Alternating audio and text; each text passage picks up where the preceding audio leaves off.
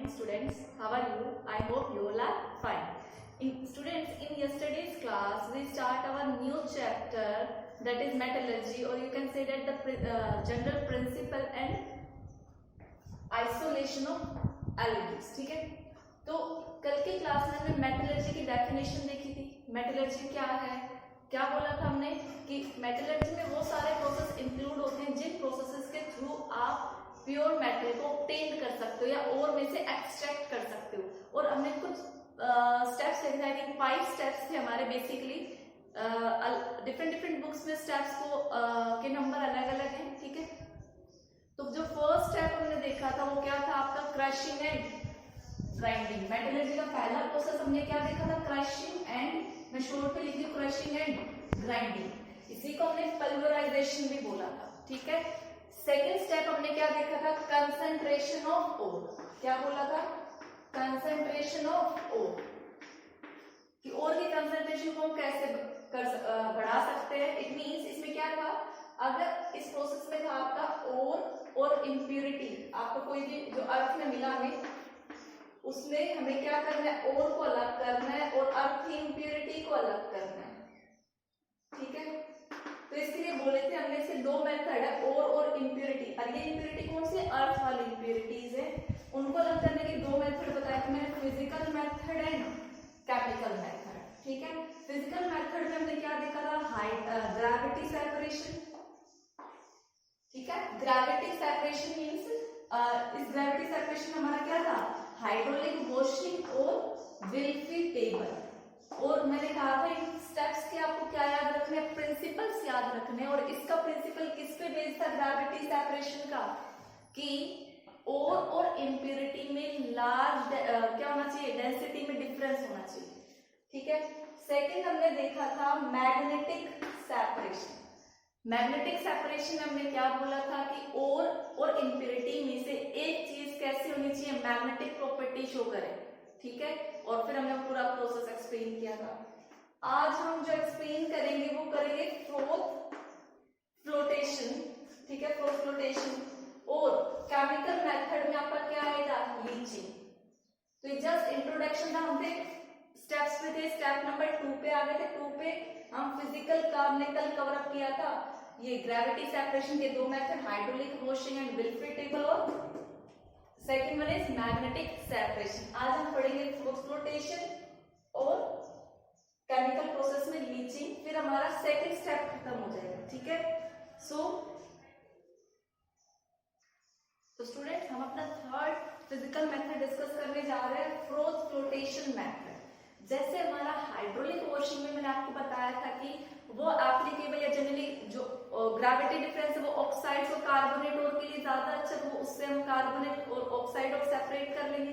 वैसे ही जो froth flotation है ये बेस्ट किसके लिए, या ये यूज किसके लिए किया जाता है, आपके सल्फाइड्स और के लिए यूज किया जाता है, ठीक है। जितने भी सल्फाइड्स और हैं उनके साथ जो अटैच्ड इम्प्यूरिटी, अर्थी इम्प्यूरिटीज है, वो हम कौन से मेथड से सेपरेट करते हैं, फ्रोथ फ्लोटेशन मेथड। आप एग्जांपल देख सकते हैं, जैसे जिंक सल्फाइड का ओर है, उसके साथ कोई इम्प्यूरिटी है तो हम इस मेथड से करेंगे, जैसे कॉपर पायरेट्स, गलीना और आयरन पायरेट्स। स्टूडेंट्स मैंने आपको कहा था कि मैं साथ साथ इनके नाम लिखूं, तो आप धीरे धीरे चैप्टर के साथ साथ इन ओर्स के नेम भी याद रखना फॉर्मूले के साथ, ठीक है। देखो हर एक मेथड का एक प्रिंसिपल है, और इस मेथड का प्रिंसिपल बेस्ड है इस पे difference in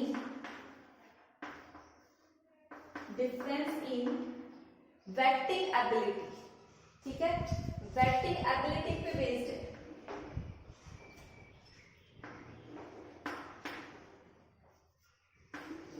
waiting ability,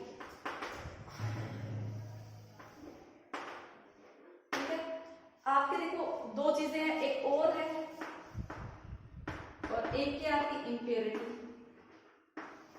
generally जो और है वो वेटेबल होता है किससे, ऑयल से, मींस वो ऑयल के साथ ऑयल के ऊपर जाके एब्जॉर्ब हो जाए। और जो आपकी इम्प्योरिटीज है वो किसमें सोल्यूबल हो जाएंगी, या वो किससे वेटेड होंगी, आपकी वाटर से।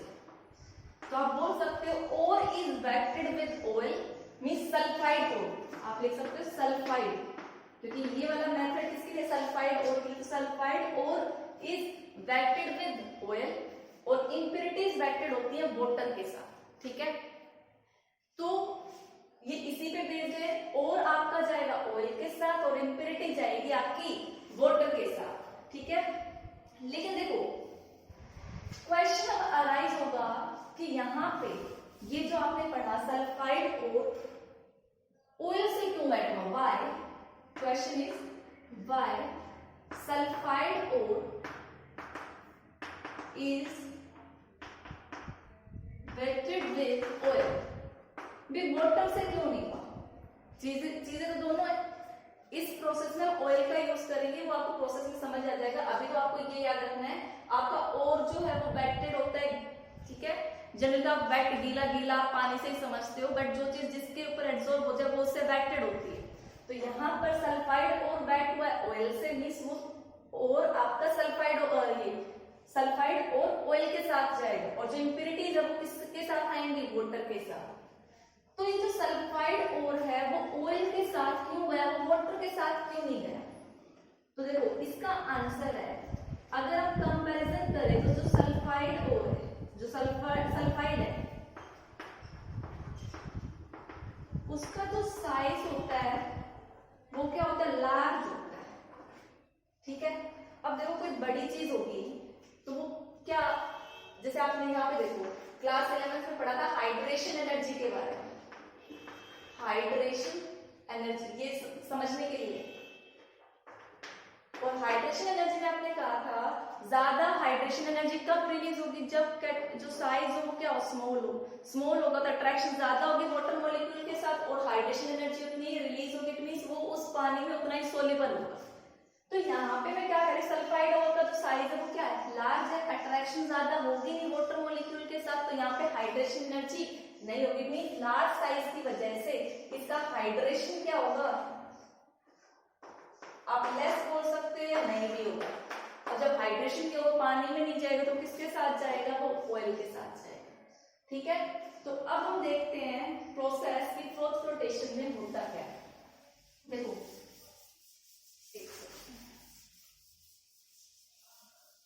पहले आपको स्टेप बाय स्टेप सारा समझना है, लिखना नहीं है, बाद में आपको खुद से लिखना है, पहले समझने का पार्ट करो। देखो फ्लोथ फ्लोटेशन में हमने क्या किया, एक चैम्बर लिया है, एक कंटेनर लिया, ठीक है। फिर आपने इसमें क्या ऐड किया, वाटर, ठीक है। और आपने इसके अंदर क्या डाल दिया, और डाल दिया, और प्लस में इम्प्योरिटी, ठीक है। या ऐसे मान लो इसके अंदर क्या है, ये सर्कल सर्कल जो मैं बना रही हूँ ये और है, और इम्प्योरिटीज मैं अलग कलर से शो कर रही हूँ। ये पिंक कलर की आपकी क्या है, इम्प्योरिटीज है, ठीक है। ये पार्ट क्या है, और प्लस इम्प्योरिटी, और आपने एक स्टरर डाल दिया, ठीक है। और इसको पूरा घुमा दे तो ये पूरे एरिया में क्या आ जाएगा आपका, इम्प्योरिटीज, और ये कहीं कहीं और। ये बात समझ में आ गई, ठीक है। मींस पानी में ये सारी चीज आपने डिसोल्व कर। फिर आपने क्या किया,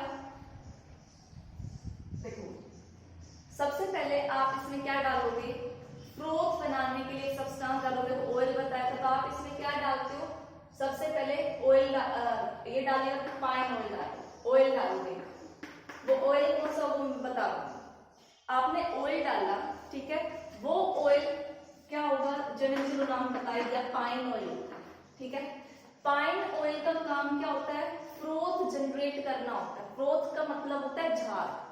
जैसे आप क्लींजिंग एक्शन के लिए, या देखो आप कपड़ों पे डर्ट लगी होती है, आप डिटर्जेंट डालते हो, झाग क्रिएट करते हो, तो सिमिलरली यहाँ पे आप फ्रोथ बनाने के लिए क्या डालोगे, पाइन ऑयल डालोगे, ठीक है।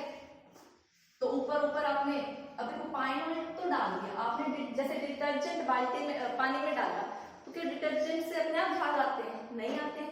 आप हाथ से शेक करते हो ऐसे ऐसे बाल्टी में डाल के, इट मीन्स आप उससे क्या कर रहे हो, एयर पास करा रहे हो, ऐसे ऐसे करके थोड़ा प्रेशर सप्लाई कर रहे हो। तो सिमिलरली अब यहाँ पर तो आप हाथ से शेक करोगे नहीं, तो आप यहाँ पे क्या करोगे, आपने ये ऐसा ट्यूब लगा दी जिसमें क्या है, ये होल्स हैं, और आप यहां से क्या अप्लाई कर रहे हो, एयर पास करा रहे हो, एयर एट हाई प्रेशर। आपने हाई प्रेशर पे यहां से एयर पास कराई तो इन होल्स में से एयर हाई प्रेशर पे निकलेगी और वो क्या क्रिएट करेगी, फ्रोथ क्रिएट करेगी, झाग बनाएगी। अब झाग बनाएगी तो आपको पता है झाग ऊपर आ जाएंगे, ये आपके क्या आ गए, झाग आ गए, ठीक है। अब जैसे ही झाग आए तो देखो, आपको पता है जो अभी हमने इसका सल्फाइड ओर के लिए क्या पढ़ा था, आपका ओर वेटेड होता है किससे, ऑयल से, और जाएगा ऑयल के साथ, और आपकी इंप्योरिटी किसके साथ जाएगी, वाटर के साथ, ठीक है। इट मीन जब आप इसमें फ्रोथ बनेगा तो फ्रोथ बना और आपके ऊपर आ गए, झाग लाइटर होते ऊपर आ गए, तो ये जो झाग थे ये अपने साथ क्या लेकर आ गए, ये जो व्हाइट वाले मैंने बनाई थी क्या थे, और ये जो पिंक वाली थी वो, चलो ठीक है, ये मान, तो ये जो थे आपके जो सर्कल वाले मैंने डार्क कर दिया, ये आपका क्या था, ओ, ये क्या आ गए आपके झाग के साथ आ गए, ठीक है, फ्रोथ के साथ आ गए, क्योंकि ये वेटेड थे किससे, ऑयल से। और पानी में आपका क्या रह गया, अगर मैं इसका एयर पे पास कराने के बाद देखूं तो देखो आपके यहाँ क्या आ गए, ये झाग में आपके क्या है, ये और है, ठीक है, और नीचे क्या रह गई आपकी सिर्फ इम्प्योरिटी, ठीक है। तो ये पूरा काम हो, देखो स्टेप दोबारा से देखो, फर्स्ट स्टेप में आपने वाटर लिया, वाटर में और डाला जिसके साथ इम्प्योरिटीज प्रेजेंट थी, फिर एक स्टरर लेके पूरा घुमा दिया, ठीक है, पानी में, फिर आपने उसमें क्या पास कराई, एयर पास कराई हाई प्रेशर पे। जो आपने पाइन ऑयल डाला, एयर पास कराओगे तो वो पाइन ऑयल क्या जनरेट करेगा, फ्रोथ जनरेट करेगा, बबल्स, ये झाग बनाएगा, ऊपर झाग आ गए। तो यहाँ पे हमने पढ़ा था जो सल्फाइड ओर है वो वेटेड होते हैं किससे, ऑयल से, तो आपके सल्फाइड ओर किससे चले जाएंगे, वो ऊपर की तरफ आ जाएंगे, झाग में ऊपर की तरफ आके देखो ये, ठीक है, तो ऊपर आ गए, और नीचे आपकी क्या रह गई, इम्प्योरिटी। अब आप क्या कर लोगे, झाग को अलग कलेक्ट कर लोगे, ठीक है, और इम्प्योरिटी आपकी क्या हो गई, अलग, फिर उस झाग में से आप क्या कर लोगे, जो आपका ओर था वो अलग कर लोगे और आगे का प्रोसेस अप्लाई करोगे। लेकिन यहाँ पे देखो 3-4 चीजें हैं, आई होप आपको पहले प्रोसेस समझ में आ गया, ठीक है। अब देखो कुछ चीजें हम और ऐड करते हैं, वो बता रही हूं मैं आपको। तो देखो पहली जो चीज हम ऐड करी हमने, फ्रोथर, यहां से क्वेश्चन आते हैं, फ्रोथर, फ्रोथर क्या होते हैं, the substance which generate froth, जो फ्रोथ बनाए।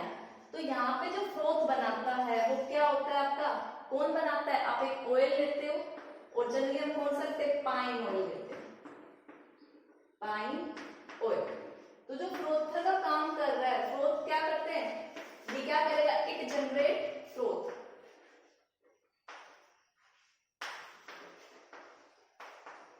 फ्रोथ क्या हिंदी में झाग को बोलते हैं।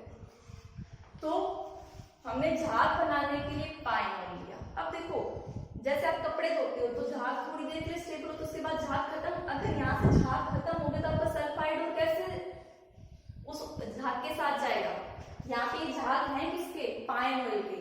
तो आपको कुछ ऐसी चीज भी डालनी होगी जिससे वो झाग या जो आपका बबल बना झाग ना बर्स्ट ना हो, ठीक है।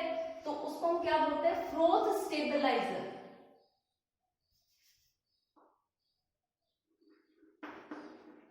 उसको क्या बोलते हैं, फ्रोथ स्टेबलाइजर। मींस जो हमारे ये झाग बन गए इनको खत्म नहीं होने देगा, स्टेबलाइज करके रखेगा। उसके लिए हम क्या डालते हैं, आप एनिलीन ले लो, एनिलीन या फिर क्रीसोल, क्रीसोल होता है आपका ये OH और CH3, और एनिलीन होता है आपका ये, NH3। ठीक है, अब देखो आपने सबसे पहली चीज और वो डाला था, फिर आपने क्या डाला, पाइन ऑयल डाला झाग बनाने के लिए, फिर झाग को स्टेबलाइज करने के लिए क्या डाला, फ्रोथ स्टेबलाइजर डाला। और उसका काम कौन करेगा, कौन स्टेबलाइज करेगा, तो एलिनीन या फिर क्रीसोल। ये स्टेबलाइज क्या करते हैं, कैसे करते हैं कि ये जो फ्रोथ स्टेबलाइजर है ये क्या करता है, it decrease the surface tension. ये सरफेस टेंशन को, जो फ्रोथ की सरफेस टेंशन थी, वाटर की सरफेस टेंशन थी, उसको क्या कर देता है, कम कर देता है। तो आपका जो फ्रोथ है वो क्या हो जाएगा, स्टेबलाइज हो जाएगा। ठीक है, तो देखो आपका झाग बन गया और झाग स्टेबल भी हो गया। फिर मैंने कहा ore is wetted with oil, oil से वेटेड है तो उसको ज्यादा वेटेड करने में हेल्प कौन करेगा, ठीक है, तो उनको हम क्या बोलते हैं, कलेक्टर्स। तो थर्ड चीज हम डालेंगे कलेक्टर। कलेक्टर का काम क्या होता है, ओर को ऑयल से वेट करना, और ये काम कौन करता है, एग्जाम्पल पोटेशियम इथाइल ज़ैंथेट। ठीक है, तो यहाँ पे हमने तीन चीजें ऐड करी है इसमें, पाइन ऑयल के साथ साथ हमने झाग बना दिया, फिर झाग को स्टेबलाइज करने के लिए क्या, तो हमने क्रीसोल डाला या एनिलीन डाला, फिर हमने कलेक्टर डाला। कलेक्टर क्या करेगा, और को वेटेबल बनाएगा, किसके साथ, ऑयल के साथ, वो ऊपर आ जाएगा। फिर हम ऊपर वाला पार्ट क्या कर लेंगे, कलेक्ट कर लेंगे, और नीचे क्या रह गई, इम्प्योरिटी। अब देखो अब आपके पास क्या आ गया, आपके पास फ्रोथ है, ये जो झाग है, और इसमें क्या आपका ओर है। ये जो फ्रोथ बने हैं ये क्या होते हैं, वोलेटाइल होते हैं। आप ऐसे ये जो झाग कलेक्ट किया ऐसे रखोगे, थोड़ा सा टेम्परेचर मिलेगा तो आपका जो फ्रोथ है वो खत्म हो जाएगा, और आपका क्या बच जाएगा, या हीट, हल्की सी हीट कर दो, या ये क्या बोलोगे, ये जो फ्रोथ है ये क्या होते हैं, वोलेटाइल, उड़ जाएगा ये, और आपका क्या बच जाएगा, ओर। ठीक है, तो ये पूरा प्रोसेस था फ्रोथ फ्लोटेशन मेथड। एक बार मैं इसको इरेज करके दोबारा से समझाती हूँ, ठीक है, जिनको एक बार में नहीं समझ में आया वो अब दोबारा समझ लें। तो स्टूडेंट अब मैंने देखो पूरा एक साथ सारा लिख दिया है। देखो स्टार्टिंग में हमने क्या किया, हमने पाउडर और वाटर को क्या किया, मिक्स किया, ऐड किया। मिक्सिंग के बाद हमने उसमें क्या डाला, पाइन ऑयल डाला। पाइन ऑयल क्या होता है, फ्रोथर होता है। क्या होता है, फ्रोथर। तो काफी बार बनना में डेफिनेशन आ जाती है वाटर फ्रोथर्स, तो आप क्या बोलोगे, फ्रोथर्स विच जनरेट फ्रोथ या विच प्रोड्यूस फ्रोथ। ये जो फ्रोथ बना है, झाग बना है, और उसका एग्जांपल क्या है, पाइन ऑयल। ये ऑब्जेक्टिव क्वेश्चन में भी आ सकता है, कैसे भी। फिर आपने क्रीसोल डाला या फिर एनिलीन, आप एनिलीन भी लिख सकते हो। ये क्या है, फ्रोथ स्टेबलाइजर, लिख लेना, फ्रोथ स्टेबलाइजर। ठीक है, फ्रोथ स्टेबलाइजर क्या होता है, तो ये होता है आपका फ्रोथ स्टेबलाइजर, मींस जो झाग बने उनको स्टेबल बनाएगा। ठीक है, तो इसका वर्क लिख सकते हो फॉर एग्जांपल में पाइन ऑयल, क्रीसोल या फिर एनिलीन। कैसे, ये क्या करता है, डिक्रीज कर देता है सरफेस टेंशन को, इस वजह से। फिर नेक्स्ट आप ऐड करोगे पोटेशियम इथाइल ज़ैंथेट, जिसको हम क्या बोलते हैं, कलेक्टर। कलेक्टर मतलब ये ऑयल और को वेटेबल बनाता है ऑयल से। तो आपने पाउडर और डाला, वाटर डाला, ये तीनों चीजें डाली। फिर आपने क्या पास कराई, कंप्रेस एयर पास कराई हाई प्रेशर पे, तो आपके झाग बने, बबल्स बने, फ्रोथ बने, और वो और को अपने साथ ऊपर ले गए। ठीक है, लिफ्ट कर लिया, तो ऊपर आपके झाग में क्या आ गया, सारा और आ गया, और नीचे आपकी क्या रह गई, इम्प्योरिटी। तो और is wettable with oil, bubble और राइस क्या कर जाएगा, सरफेस के ऊपर। अब आप इनको क्या कर लोगे, इन सबको कलेक्ट कर लोगे, क्या करोगे, हीट करोगे। हीट करोगे तो आपका और आपका अलग हो जाएगा। तो ये ओवरऑल प्रोसेस था फ्रोथ फ्लोटेशन, नोट डाउन। तो स्टूडेंट्स हमने अभी देखा कि सल्फाइड्स और की इंप्योरिटीज को हम फ्रोथ फ्लोटेशन से रिमूव करते हैं, लेकिन काफी बार क्या होता है, सपोज करो एक साथ दो सल्फाइड और आ जाते हैं। अब दोनों सल्फाइड और है तो दोनों किसके साथ जाएंगे, ऑयल के साथ फ्रोथ बनाएंगे। तो हम उन दोनों सल्फाइड और को कैसे करेंगे, फॉर एग्जाम्पल जैसे आप जिंक की प्रेजेंस देखो या लेड सल्फाइड,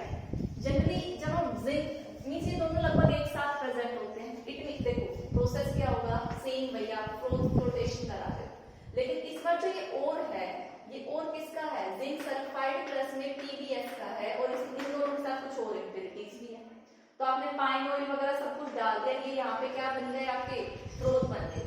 आपने फ्रोथ बनाने के लिए पाइन ऑयल डाला, स्टेबलाइज करने के लिए एनिलीन या क्रिसोल डाला, और इनको ऑयल से वेट बनाने के लिए क्या डाला, पोटेशियम मिथाइल जैंथेट डाला। तो देखो दोनों ही सल्फाइड और है, तो ये दोनों ही जाएंगे, आपका जिंक सल्फाइड भी यहाँ जाएगा और लेड सल्फाइड भी जाएगा। लेकिन फिर आप इन दोनों को कैसे सेपरेट करोगे अलग अलग? सपोज करो आपको तो जिंक की एक्सट्रैक्शन करनी है, लेड चाहिए, या लेड अलग चाहिए और जिंक अलग चाहिए, तो उसके लिए हम सॉल्यूशन में एक और चीज डालते हैं, डिप्रेसेंट। ठीक है, डिप्रेसेंट क्या करता है, वो किसी एक के साथ रिएक्ट करके वाटर सोल्यूबल कॉम्प्लेक्स बना देता है। अब जब वाटर सोल्यूबल बन गया तो क्या वो ऊपर फ्रोथ में जाएगा? नहीं जाएगा। अगर हम इसका एग्जांपल देखें जिंक सल्फाइड और लेड सल्फाइड, तो लेड सल्फाइड NaCl के साथ कोई रिएक्शन नहीं करता, मींस आपका lead sulphide as it is रहेगा, लेकिन जो जिंक सल्फाइड है वो ये बना लेता है, क्या बना लेता है, ये वाला कॉम्प्लेक्स, और ये पानी में क्या रह जाता है, सोल्यूबल। अब ये पानी में सोल्यूबल हो गया, क्या वो फ्रोथ के साथ जाएगा? यहाँ पे नहीं जाएगा। तो फ्रोथ में ऊपर कौन लेकर जाएगा, ये, और ये वाटर सोल्यूबल आपका एज इट इज प्रेजेंट रह जाएगा। ये किसकी वजह से हुआ? ये डिप्रेसेंट की वजह से हुआ। क्वेश्चन आता है काफी बार कि कौन सा डिप्रेसेंट यूज करते हैं, कैसे वर्क करता है, ये पूरा एक्सप्लेन करने को आता है। तो लेड सल्फाइड में तो कोई रिएक्शन नहीं करे, वो फ्रोथ बना ले, फिर हम इस फ्रोथ को क्या कर लेंगे, अलग कर लेंगे, हीट कर देगा, आपका लेड अलग हो जाएगा। तो आप यहाँ पे देखो लेड भी रिमूव कर चुके हो। अब आपका सॉल्यूशन में क्या बचा है, ये वाला कॉम्प्लेक्स बचा है। अब हमें इस कॉम्प्लेक्स में से क्या करना है, सपोज करो जिंक मेटल को एक्सट्रैक्ट करना है, 1 बाय 1 एक्सट्रैक्शन कर रहे हैं, तो फिर हम उसमें क्या डालेंगे, एक्टिवेटर डालेंगे। देखो अभी तक हमने क्या डाला, डिप्रेसेंट डाला, और अब हम क्या डालेंगे, एक एक्टिवेटर डालेंगे।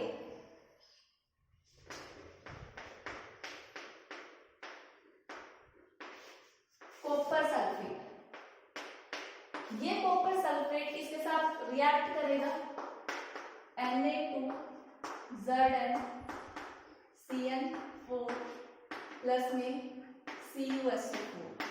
ठीक है, और ये इसके साथ जब रिएक्शन शो करेगा तो आपका क्या रिलीज कर देगा, जिंक सल्फाइड रीजनरेट कर देगा, ZnS रीजनरेट। जो वाटर सोल्यूबल हो गया था वापस से यहाँ क्या आ जाएगा, जिंक सल्फाइड। अब लेड तो एन को तो हम फर्स्ट प्रोसेस से हटा चुके हैं, अब वापस से वही सारी चीजें, ऊपर फ्रोथ में कौन जाएगा, जिंक सल्फाइड, फ्रोथ में जिंक सल्फाइड आ गया, अलग करके हीट कर दो। अब आपने क्या कर लिया, जिंक सल्फाइड कर लिया। तो जब भी आपने 2 सल्फाइड और डाले तो आप पहले क्या डालोगे, एक डिप्रेसेंट डालोगे, जिनमें से एक सल्फाइड और वाटर सोल्यूबल हो जाएगा, और एक आपका ऑयल के साथ फ्रोथ के साथ चला जाएगा। फिर उसमें एक एक्टिवेटर डालोगे, वो एक्टिवेटर क्या करेगा, जो वाटर सोल्यूबल और है उसको वापस से रीजनरेट करेगा, और फिर से आप पूरा प्रोसेस रिपीट करेंगे। ठीक है, नोट डाउन। तो स्टूडेंट्स अब हम स्टार्ट करते हैं अपने सेकंड स्टेप में। कंसंट्रेशन ऑफ ओर में हमने फिजिकल मेथड खत्म किया था, एक और मेथड था केमिकल मेथड, जिसमें हम क्या पढ़ते हैं, लीचिंग पढ़ते हैं। देखो लीचिंग प्रोसेस में क्या है, अभी तक हम क्या कर रहे थे, आपकी इम्प्यूरिटीज क्या थी, वाटर के साथ निकल रही थी। इसमें क्या होता है, देखो आपका जो भी ओर प्लस इम्प्यूरिटीज शामिल है, ओर प्लस में इम्प्यूरिटीज जो शामिल थी, उनको आप ट्रीट कराओगे किसी भी केमिकल रिएजेंट, वो आपका कोई एसिड हो सकता है, वो आपका कोई बेस हो सकता है, या कोई अनदर केमिकल रिएजेंट। ठीक है, इसके साथ ट्रीट कराओगे तो आपका क्या बनेगा, एक वाटर सोल्यूबल कॉम्प्लेक्स बनेगा, वाटर सोल्यूबल। और वो कौन बनाएगा, आपका वाटर सोल्यूबल कॉम्प्लेक्स और बनाएगा, और यहां पर आपकी इम्प्यूरिटीज क्या होंगी, वाटर इनसॉल्युबल। ठीक है, तो इम्प्यूरिटीज आपकी इनसॉल्युबल होगी तो आपने उसको अलग से कर लिया। फिर जो वाटर सोल्यूबल कॉम्प्लेक्स था, आप फिर कुछ और मेथड अप्लाई करोगे, उस वाटर सोल्यूबल कॉम्प्लेक्स में से आप मेटल को क्या कर लोगे, दोबारा एक्सट्रैक्ट कर लोगे, और को वापस फॉर्म में ले आओगे। तो हमें इस स्टेप लीचिंग में यही सब पढ़ना है। तो ये तो जनरल लीचिंग की डेफिनेशन बताइए। लीचिंग में आप और जो इम्प्योर और है उसको आप क्या करोगे, एसिड या किसी केमिकल रिएजेंट के साथ ट्रीट करोगे तो एक वाटर सॉल्युबल कॉम्प्लेक्स बनेगा, ठीक है। और इम्प्योरिटीज क्या होंगी, वाटर इनसॉल्युबल, ठीक है। ये जनरली ये मेथड अप्लाई होता है आपका एल्यूमिनियम के लिए, गोल्ड के लिए, सिल्वर के लिए, ठीक है। तो सबसे पहले हम लीचिंग प्रोसेस देखते हैं किसके लिए, एल्यूमिनियम के लिए। एल्यूमिनियम का और का नाम क्या है, बॉक्साइट ओर, ठीक है। तो सबसे पहले हम देख रहे हैं लीचिंग प्रोसेस किसके लिए, aluminium, leaching process for aluminium. और ये जिस साइंटिस्ट ने इस प्रोसेस को हम क्या बोलते हैं, बेयर्स प्रोसेस या लीचिंग प्रोसेस ऑफ बॉक्साइट लिखा, ठीक है। और इसको हम क्या बोलते हैं, बेयर्स प्रोसेस, ठीक है। आपको पता है आपका बॉक्साइट और क्या होता है, एल्यूमिनियम ऑक्साइड का और उसके साथ 2H2 अटैच होते हैं, ठीक है। तो 2H2 तो हम 18 से रिमूव कर सकते हैं, तो जो Al2O3 है ये आपका क्या है, इम्प्योर है। लीचिंग में क्या था, अब जो 2H2 था वो 18 से हमने रिमूव कर दिया, हम ऑक्साइड लिया है सिंपल, और ये क्या है, इम्प्योर है। इसको हम किसी न किसी क्या करेंगे, केमिकल रिएजेंट के साथ ट्रीट कराएंगे, और यहाँ पे हम बॉक्साइट और के लिए लेते हैं, हम बेस लेते हैं NaOH, और आपने वाटर डाला H2O, ठीक है। तो यहाँ पर आपका कौन सा कॉम्प्लेक्स बनेगा, Na2AlOH, ठीक है। और यहाँ पे जनरली वो एल्यूमिनियम के साथ जो इम्प्योरिटीज प्रेजेंट होती है वो सिलिकेट इम्प्योरिटी प्रेजेंट होती है, ठीक है। यहाँ पे 2 नहीं आएगा। इसके साथ जो इम्प्योरिटीज है, इम्प्योर हम बोल रहे हैं, जो इम्प्योरिटीज है वो किसकी होती है, सिलिकेट की, SiO2 सपोज करो ये। तो देखो एल्यूमिनियम जो है वो और है और ये भी है, तो ये इसके साथ रिएक्ट करके क्या बनाएगा, ये तो क्या बन गया, वाटर सॉल्युबल, या आप यहीं पे लिख सकते हो इसी रिएक्शन में, जो इम्प्योरिटीज थी वो SiO2 की थी, SiO2 थी, वो NaOH के साथ रिएक्ट करके क्या बनेगी, Na2SiO3 प्लस में, और ये क्या है, वाटर इनसॉल्युबल, ठीक है। तो आपने इम्प्योर चीज डाली, जनरली बॉक्साइट और साथ SiO2 की इम्प्योरिटीज एसोसिएट होते हैं, आपने केमिकल रिएजेंट डाला और उस केमिकल रिएजेंट ने एक वाटर सॉल्युबल कॉम्प्लेक्स बना दिया, और आपने क्या रिलीज कर दी, वाटर इनसॉल्युबल। अब आपका वाटर जो सॉल्युबल उसमें तो एल्यूमिनियम जा चुका, इम्प्योर वाली चीज इनसॉल्युबल, उसको आप हटा दोगे, ठीक है। अब आप क्या करोगे, अब आपको ये ऑब्टेन हो गया क्या, ये वाली चीज, ठीक है। हमें तो वही चाहिए था, NaAlOH। अब इसमें से हमें क्या निकालना है, वापस से अपना और लेके आना है, अभी तो ये और सॉल्युबल हो गया वाटर में, तो वापस से हमें और को क्या करना है, एक्सट्रैक्ट करना है। तो हम इसको किसमें से पास कराएंगे, CO2 गैस में से क्या कराएंगे, पास कराएंगे, तो ये क्या बना लेगा, hydrated form of aluminium oxide, means Al2O3.XH2, ठीक है। और इसको फिर हम क्या कर देंगे, हीट कर देंगे सिंपली, तो आपको क्या मिल जाएगा, Al2O3। लेकिन अब ये क्या होगा, प्योर, क्योंकि जो सिलिका वाली इम्प्योरिटी थी वो तो इनसॉल्युबल हो गई, वो हमने सेपरेट कर दी। तो ये पूरा प्रोसेस क्या बोला जाता है, लीचिंग प्रोसेस, और इसको हम क्या बोलते हैं, बेयर्स प्रोसेस। बॉक्साइट और इसका नाम क्या है, बेयर प्रोसेस, ठीक है। तो ये रिएक्शंस आपको याद रखिए, काफी बार एग्जाम में पूछी जाती है। तो अभी हमने पढ़ा लीचिंग प्रोसेस ऑफ बॉक्साइट, और अब हम देखते हैं सिल्वर और गोल्ड के लिए, पहले आप ये नोट डाउन करें। सिमिलरली हम लीचिंग देखते हैं गोल्ड और सिल्वर के लिए। तो जैसे एल्यूमिनियम के लिए उसका बेयर प्रोसेस नाम था, इसके लिए क्या है, मैक-ओथर फॉरेस्ट साइनाइड प्रोसेस। काफी बार एग्जाम में क्वेश्चन यही आ जाता है, explain Mac-other forest cyanide process या बेयर प्रोसेस। तो आपको पता होना चाहिए ये लीचिंग वाले प्रोसेस के, ठीक है। वो एल्यूमिनियम के लिए, ये गोल्ड और सिल्वर के लिए। तो जैसा लीचिंग में हम देख रहे थे बेसिकली हमने ये आपका क्या है, ये आप बोल सकते हो इम्प्योर है, सिल्वर के लिए दिखा रही ये इम्प्योर है, थोड़ी बहुत इम्प्योरिटी शामिल है। तो आपने एक रिएजेंट यहाँ पे हम क्या याद रखना, मैट ऑथर के लिए क्या तुम सोडियम साइनाइड या पोटेशियम साइनाइड दोनों में से कोई भी यूज कर सकते हैं।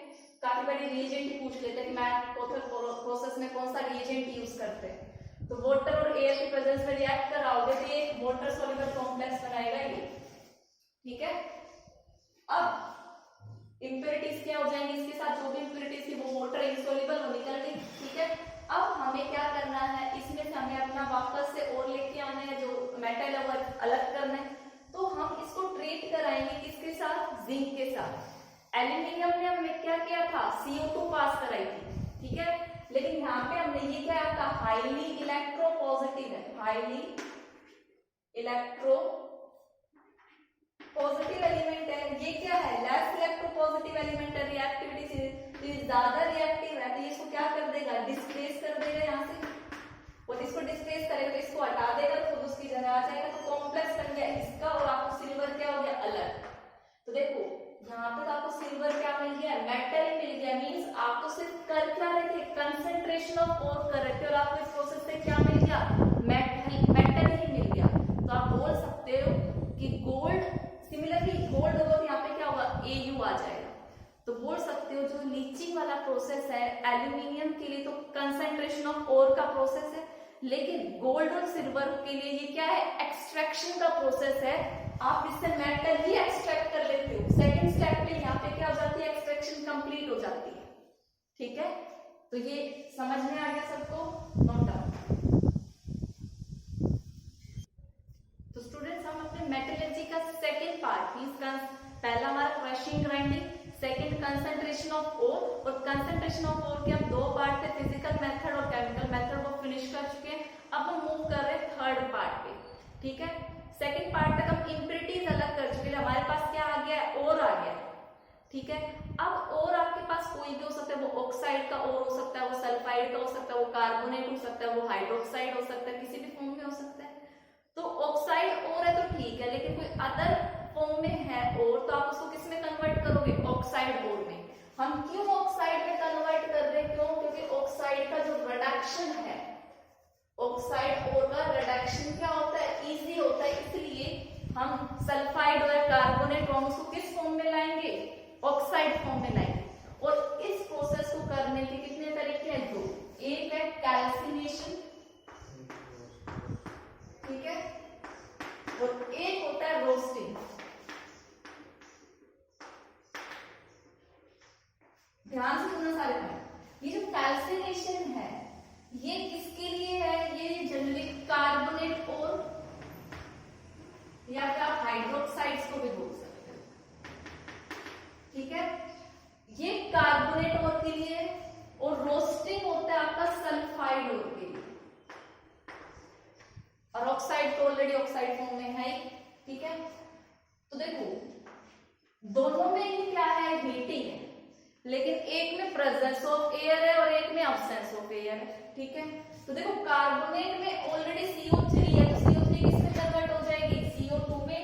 इसके लिए हमें एयर की प्रेजेंस नहीं चाहिए, तो आप क्या बोलोगे, इस प्रोसेस में कैल्सिनेशन में क्या है, heating of ore, heating of ore in absence of air, या लिमिटेड सप्लाई बोल सकते हो of air, absence of air below its melting point।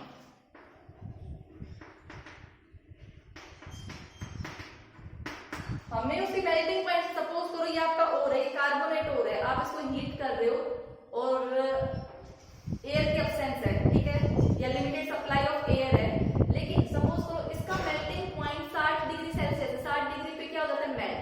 तो मेरे को टेम्परेचर 60 डिग्री से ज्यादा नहीं करना है, क्योंकि उसके बाद मेल्ट हो जाएगा, फिर इसका कोई यूज नहीं है। तो आपको बिलो इट्स मेल्टिंग पॉइंट से नीचे नीचे क्या करना है, हीट करना है। और ये किसके लिए एप्लीकेबल है, कार्बोनेट और या हाइड्रोक्साइड्स और बोल सकते हो, ठीक है। वहीं पर यहाँ पे क्या होगा, हीटिंग ऑफ ओर, ठीक है, सिर्फ क्या हो जाएगा, अब्सेंस था, यहाँ पे क्या हो जाएगा, आप पूरा लिख देना, presence of air below it's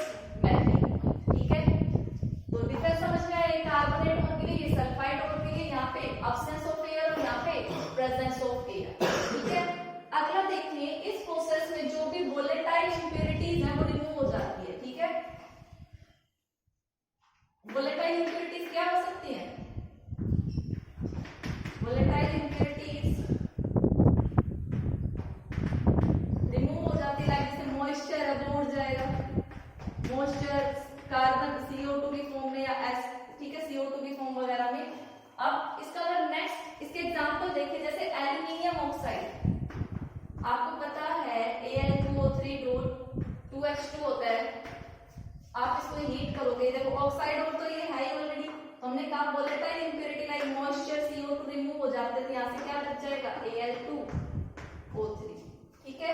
तो आपको ये Al2O3 मिल गया ऑक्साइड सिंपली फॉर्म में, ठीक है।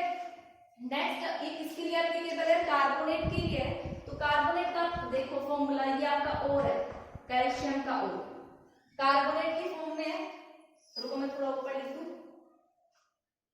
सब दिख, ठीक है। कार्बोनेट और है, आप इसको हीट करोगे तो यहाँ से क्या मिलेगा आपको, कैल्शियम ऑक्साइड प्लस में CO2, तो कार्बोनेट और था, हीट करने पे CO2 निकल गई, कार्बोनेट और कन्वर्ट हो गया ऑक्साइड और, ठीक है। यहाँ पे क्या होगा, ये एप्लीकेबल है सल्फाइड और के लिए, तो लाइक जैसे जिंक सल्फाइड आपने, लेकिन यहाँ पे तो किसकी प्रेजेंस थी, एयर की प्रेजेंस थी, मींस O2 की प्रेजेंस थी, O2 की, तो यहाँ से सल्फर से क्या बन जाएगा, सल्फर डाइऑक्साइड, और ये किसमें कन्वर्ट हो जाएगा, जिंक ऑक्साइड, तो SO2 गैस है ऊपर हो जाएगी, और आपका जिंक सल्फाइड और किसमें कन्वर्ट हो गया, जिंक ऑक्साइड में, ठीक है।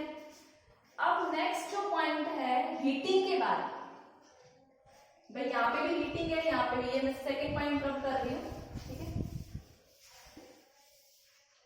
नेक्स्ट पॉइंट क्या है, हीटिंग के बाद जो आपका ओर है वो क्या हो जाता है, पोरस हो जाता है, ठीक है। और इसमें भी और क्या हो जाता है, पोरस हो जाता है, बहुत सारे इंप्योरिटीज निकल गए, पोरस हो गया, लाइट हो गया, ठीक है, तो इजी टू हैंडल हो जाता है। और अगली चीज कैल्सिनेशन, जो ये हीटिंग का प्रोसेस है, ये किसमें क्या हो जाता है, रिवर्बिरेटरी फर्नेस में, रिवर्बिरेटरी फर्नेस, वो मैं अभी एक्सप्लेन करूंगी। कैल्सिनेशन में रिवर्बिरेटरी फर्नेस में क्या जाएगा आपका, रोस्टिंग। तो देखो ये कुछ डिफरेंसेस लिखे थे, कैल्सिनेशन किसके लिए, कार्बोनेटों के लिए C से C याद रख सकते हो, और हाइड्रोक्साइड्स के लिए वो सल्फाइड्स के लिए, ये आपका अब्सेंस ऑफ एयर, वो प्रेजेंस ऑफ एयर, ठीक है। और कार्बोनेट का तो आप रिएक्शन लिख सकते हो, वोलेटाइल इंप्योरिटीज वगैरह रिमूव हो जाती है, हीटिंग है तो वोलेटाइल इंप्योरिटीज तो निकलेंगी, और क्या हो जाता है, दोनों ही प्रोसेस में पोरस हो जाता है, दोनों को ही किसमें किया जाता है, रिवर्बिरेटरी फर्नेस में, ठीक है। इतना पहले आप नोट डाउन करो। तो स्टूडेंट्स हमने देखा था कि जो आपका कैल्सिनेशन और रोस्टिंग है वो किसमें किया जाता है, रिवर्बिरेटरी फर्नेस, ये उसका डायग्राम है। यहाँ पे फ्यूल है, भी आप हीट करोगे, यहाँ से गैसेस निकलेंगी, यहाँ पे आपका लास्ट में क्या बचेगा, चार्ज मटेरियल, ठीक है, जो भी आपने हीट करने के बाद आपका बचा होगा। ये क्या है, एयर बैंड, दोनों में डिफरेंस क्या है, बस वही समझाना है। अगर आप कैल्सिनेशन कर रहे हो तो ये जो एयर बैंड है ये क्लोज होंगे, और आप अगर रोस्टिंग कर रहे हो तो ये एयर बैंड्स क्या होंगे, ओपन होंगे, क्योंकि वहां पे हीटिंग ऑफ सब्सटेंस था किसकी प्रेजेंस में, एयर की प्रेजेंस में, तो आपको एयर की सप्लाई करनी होगी, तो इसके थ्रू आपकी एयर की सप्लाई होगी, ठीक है। तो ये रिवर्बिरेटरी फर्नेस था, नोट डाउन। तो स्टूडेंट्स अभी तक हमने क्या देखा था कि आपके ओर के साथ कुछ अर्थी इंप्योरिटीज होती हैं, वो हमने कंसंट्रेशन ऑफ ओर में रिमूव कर दी, और थर्ड प्रोसेस में, फर्स्ट में क्रशिंग ग्राइंडिंग थी, सेकंड में अर्थी इंप्योरिटीज अलग करी, और फिर नेक्स्ट वाले में हमने क्या किया, जितने भी आपके अदर फॉर्म के ओर से कार्बोनेट सल्फाइड वगैरह, उन सबको हमने किसमें कन्वर्ट किया, आपके ऑक्साइड। लेकिन अभी भी उनके साथ कुछ ऐसी इंप्योरिटीज हैं जो रिफ्रैक्टरी है।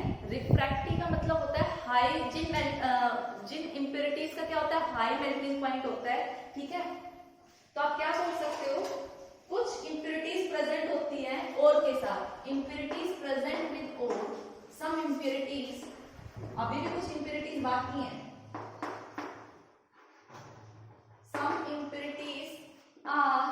some impurities with ore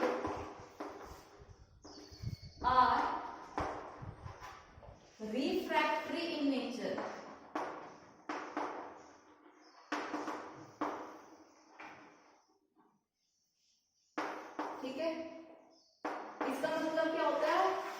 melting point, उनका मेल्टिंग पॉइंट क्या है, बहुत ज्यादा हाई है, जो हीटिंग से अभी भी रिमूव नहीं हुई है। ठीक है, अब हाई मेल्टिंग पॉइंट से रिमूव नहीं हुई है तो अब कैसे रिमूव करोगे, हम वही चीज इसमें देखेंगे। अब देखो हुआ क्या, आपकी ओर था ये, ठीक है, मैं ये जो सर्कल मैं अभी बना रही हूँ, अर्थ इम्प्योरिटीज तो आप रिमूव कर चुके हो, लेकिन अभी भी ये जो रेस्ट पार्ट आपका बच गया है, सपोज करो ये सारी इम्प्योरिटीज हैं, ये जो मैंने दिखाया, हमें इन इम्प्योरिटीज को और अलग करना है, लेकिन इन इम्प्योरिटीज का मेल्टिंग पॉइंट बहुत ज्यादा है। ठीक है, तो देखो ये जो इम्प्योरिटीज थी, हमने इस पूरे में क्या डाला, जो ये इम्प्योरिटीज थी, इम्प्योरिटीज में हमने क्या डाला, एक सब्सटेंस डाला जिसको हम क्या बोलते हैं, फ्लक्स बोलते हैं। क्या बोलते हैं, फ्लक्स।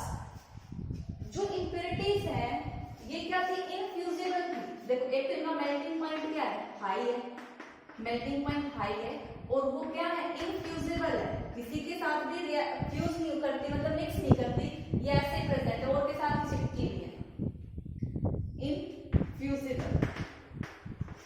तो आपने उन इम्प्योरिटीज में फ्लक्स डाला, ठीक है, तो ये किसमें कन्वर्ट हो गया, फ्यूजिबल पार्ट में कन्वर्ट हो गया, जिसको हम क्या बोलते हैं, आप बोल सकते हो ये जो इम्प्योरिटीज थी ये क्या हो गई, फ्यूजिबल मास में कन्वर्ट हो गई, फ्यूजिबल मास में। मींस जो भी आपने फ्लक्स वाला सब्सटेंस लिया, ये सारी इम्प्योरिटीज इसके साथ आ गई और ये यहां से क्या हो गई, रिमूव हो गई। ठीक है, तो इसी फ्यूजिबल मास को हम क्या बोलते हैं, स्लैग। ठीक है, तो आप बोल सकते हो अगर किसी और के साथ कोई हाई मेल्टिंग पॉइंट की इम्प्योरिटीज अटैच है, आप उसके अंदर क्या डाल दो, फ्लक्स डाल दो, वो इम्प्योरिटीज फ्लक्स के साथ मिलकर एक फ्यूजिबल मास बना लेंगे, जिसको हम क्या बोलते हैं, स्लैग बोलते हैं। तो काफी बार एग्जाम में आना था, what is flux and what is slag. तो अभी तो हमने फ्लक्स की डेफिनेशन देखी, अब हम देखेंगे जो फ्लक्स है कितने टाइप्स के हैं, 2 टाइप्स के। पहले आप नाम नोट डाउन कर लो। तो स्टूडेंट हम पढ़ रहे थे फ्लक्स के बारे में और स्लैग के बारे में। ठीक है, तो फ्लक्स क्या था, देखो, और हमने 2 मेथड अप्लाई कर लिए, क्रशिंग ग्राइंडिंग कर ली और आपके कंसंट्रेशन ऑफ ओर कर लिया, उनका रिडक्शन कर लिया, हीटिंग कर ली, लेकिन कुछ ऐसे जिद्दी इम्प्योरिटीज हैं जो फिर भी ओर के साथ चिपकी हुई हैं, वो नॉन फ्यूजिबल और उनका मेल्टिंग पॉइंट क्या है, हाई है। तो उनको निकालने का सिर्फ तरीका है कि आप क्या डाल दो, फ्लक्स डाल दो।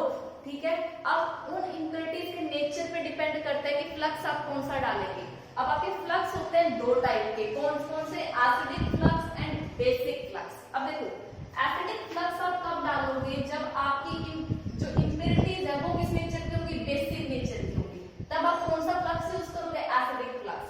फॉर एग्जांपल आपको कॉपर के एक्सट्रैक्शन करने, कोई कॉपर का ओर है और जनरली कॉपर को के साथ जो इम्प्योरिटीज प्रेजेंट होती है वो आयरन ऑक्साइड की होती है, FeO की होती है। ठीक है, ये हमने जो प्रीवियस मेथड करे उनसे रिमूव नहीं हुई, कॉपर के साथ ये अटैच फॉर्म में, और ये होती है एसिडिक नेचर की, ठीक, सॉरी बेसिक नेचर की। मेटल ऑक्साइड है, metal oxide are basic in nature.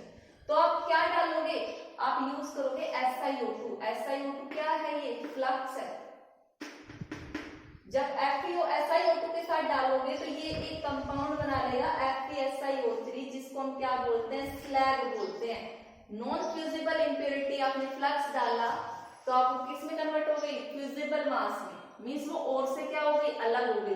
पहले ये FeO कॉपर के साथ अटैच थी, अब वो फ्लक्स के साथ कंबाइन करके अलग हो गई। सिमिलरली बेसिक फ्लक्स आप कब यूज करेंगे, जब आपकी इम्प्योरिटीज क्या होंगी, एसिडिक नेचर की। एग्जाम्पल देखना चाहो तो अगर आप आयरन की एक्सट्रैक्शन करते हो तो जनरली उसके साथ सिलिका की इम्प्योरिटीज अटैच होती हैं, तो उसके लिए आप जो फ्लक्स यूज करोगे तो कौन सा यूज करोगे, कैल्शियम कार्बोनेट। ठीक है, SiO2 के किस नेचर की है, आपकी एसिडिक नेचर की, नॉन मेटालिक ऑक्साइड है SiO2। तो देखो सबसे पहले आपने हीट किया, कैल्शियम ऑक्साइड बनाया। अब ये कैल्शियम ऑक्साइड किसके साथ रिएक्ट करेगा, आपकी इस इम्प्योरिटीज के साथ, क्या बनाएगा, CaSiO3। ये आपका क्या है, स्लैग। ये क्या था आपका, इम्प्योरिटी, और ये क्या था, ये कहां से आया, ये कैल्शियम कार्बोनेट से आया, तो किसकी तरह काम कर रहा है, फ्लक्स फ्लक्स की तरह। कौन सा फ्लक्स? Basic flux. ठीक है, तो ये हमारा था स्टेप नंबर 3 तक। ठीक है, तो फर्स्ट में क्रशिंग ग्राइंडिंग करी, सेकंड में कंसंट्रेशन ऑफ ओर किया, जो अर्थ इम्प्योरिटीज थी उनको अलग किया by physical method and chemical method, और थर्ड प्रोसेस में किस भी फॉर्म में आपका ऑक्साइड, उसको हमने किस में कन्वर्ट किया? ऑक्साइड फॉर्म में। और लास्ट में हमने देखा कि कुछ ऐसे इम्प्योरिटीज थी जो अभी भी अलग नहीं हुई, जिनका मेल्टिंग पॉइंट हाई है, उनको हम अलग करेंगे फ्लक्स डाल के, और उनका क्या बना लेंगे? स्लैग। ठीक है, तो स्टूडेंट्स आज की क्लास के लिए इतना ही। Thank you and have a nice day.